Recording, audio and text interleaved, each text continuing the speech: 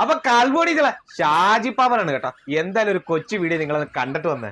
സ്വാമി ക്ഷേത്രത്തിലാണ് ഉള്ളത്. ഇവിടെ വെച്ചിട്ട് ഒരു ഭയങ്കര അത്ഭുതത്തിന്റെ ദൃക്സാക്ഷിയാണ് ഇത്. വേറെ ആളോട് ഉണ്ടായി, ആള് അങ്ങോട്ടോ പോയി, അവിടെ പോയി. അമ്മ എങ്കേ അന്ത പക്കം.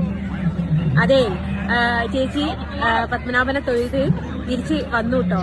വന്ന് എനിക്ക് കയ്യിലടിയില് കുറച്ച് പ്രസാദം കൊണ്ട് തന്നു. ഞാനിങ്ങനെ കയ്യിൽ തൊട്ടിട്ട് ഇങ്ങനെ നെറ്റിട്ട് വെച്ചപ്പോഴേക്കും ഇവിടെ ഒന്നായിട്ട് ലൈറ്റ് ഓൺ ആയി. എന്തായാലും ആ പത്മനാഭി സ്വാമി ഈ ക്ഷേത്രം ഇതുവരെ വെളിച്ചവും വെട്ടം ഇല്ലാതിരുന്നതാ. എന്തായാലും അവിടെ കിടന്ന ആ കൈവണ്ടി ആ ക്ഷേത്രത്തിലെത്തി.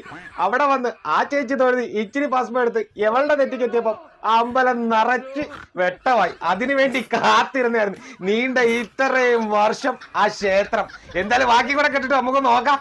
ఆ లైట్ వన్న కదా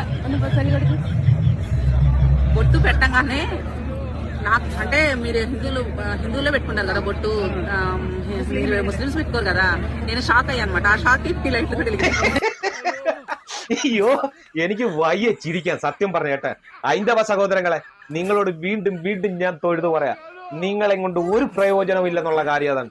കാരണം നിങ്ങൾ ഇത്രയും നാൾ ഈ ക്ഷേത്രത്തിലൊക്കെ പോയി തൊഴുതിട്ട് ഒരു ദീപം തെളിഞ്ഞിട്ട് പോയിട്ട് ഒരു പ്രകാശം ആ അമ്പലത്തിൽ കണ്ടിട്ടുണ്ടോ? ഇല്ല. എന്തുകൊണ്ടാണെന്നറിയാം? അവിടെ കിടക്കുന്ന താത്ത ഈ ക്ഷേത്രങ്ങളിലൊന്നും വരാത്തോണ്ടാണ്.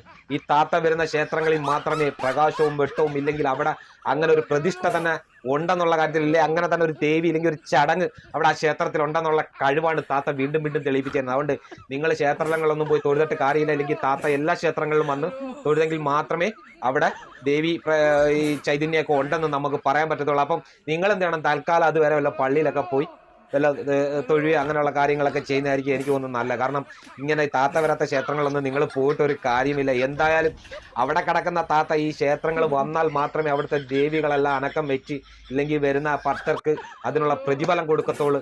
എന്തായാലും എനിക്ക് പറയാനുള്ളത് ഇങ്ങനെ എവളുന്ന അത് പോട്ടെ.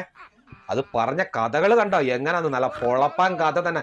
രണ്ടാമത് ഇത് കണ്ട തെളിവ് ദൃക്സാക്ഷി വന്ന ആരാ നോക്കിയല്ലോ, ആന്ധ്രയിലും കടന്നത് ഒന്ന് ആലോചിച്ച് നോക്കിയേ. ഇതിനൊക്കെ കൈക്കൂലി കൊണ്ട് കൊടുത്ത് ഇരുത്തി പറയിപ്പിക്കുന്ന, ഇല്ലെങ്കിൽ ഈ വന്ന് ക്ഷേത്രങ്ങളിലൊക്കെ വന്നിട്ട് ആ ക്ഷേത്രത്തിന്റെ വില ഇല്ലെങ്കിൽ ആ ക്ഷേത്രത്തിന് തന്നെ വെറും അപമാനപ്പെടുത്തുന്ന രീതിയിൽ ഈ സൈസ് പ്രവൃത്തികൾ കാണിച്ച് വീഡിയോ ഇടുന്ന ഇവളെ ആ അമ്പല കമ്മിറ്റിക്കാർക്ക് നല്ല പച്ച മടല് വെട്ടി അടിച്ച് ആ ക്ഷേത്രങ്ങളിൽ നിന്നും അടിച്ചോട്ടിക്കാൻ കഴിവില്ലാഞ്ഞിട്ട് തന്നെയാണെന്ന് ഈ എടുത്ത് വീണ്ടും പറയും. കാരണം അവൾ അത്രമാത്രമാണ് നിങ്ങളെ ഈ നടന്ന് കോപ്രായം കാണിച്ച് കളിയാക്കി വീണ്ടും വീണ്ടും അപമാനിച്ച് കളയുന്നത് തന്നെ. അതിന് നിങ്ങൾക്ക് ഒരു ലജ്ജയും തോന്നുന്നില്ല എന്നുള്ള കാര്യത്തിൽ അല്പമെങ്കിലും തന്നെ.